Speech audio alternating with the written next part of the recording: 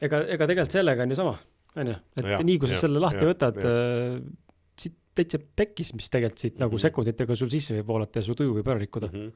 No ja siin ongi biokeemiline tasakaalutus, jälle jõuame selle magneesiumi puudu juurde, neerupealiste väsimus, noh, see on nagu enda kogetud 4 korda läbi, et noh, ikka neerupealsed väsivad ära, on ju, seal ei ole piisavalt magneesiumit, mis seda kaitseks, siis ongi läbi põlemine.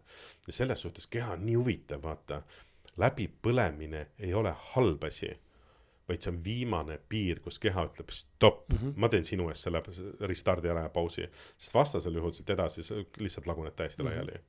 Et olles ise 2-3, nüüd vist 4 korda läbi põlenud, aga iga kord oled nagu teadlikum, ikka oled selle ämbrisse astunud, siis nüüd ma lubasin 4-5 tundi tööd, trennid, toitumised korda aitab, et noh, kuskilt tuleb nagu endal ka piiri tõmmata, sest ma võin võtta seda magneesiumi palju, aga ma ühest küljest kohviga kogu aeg tõmban nagu panen sütikut juurde ja kurnan räigelt, siis kohvi viib palju magneesiumi välja, noh, nii nagu suitsetamine, mis oli minu jaoks täiesti üllatav, et siis ikkagi see igasugune tubakas või konkreetselt suits, sigari tõmbamine. Väga küsimus, mille ma ei oska sulle vastata. Tuitab, mis on need, kes veibivad näiteks või teevad mokatubakat. Tead, ma arvan, et veipimine on väga rets asi ka.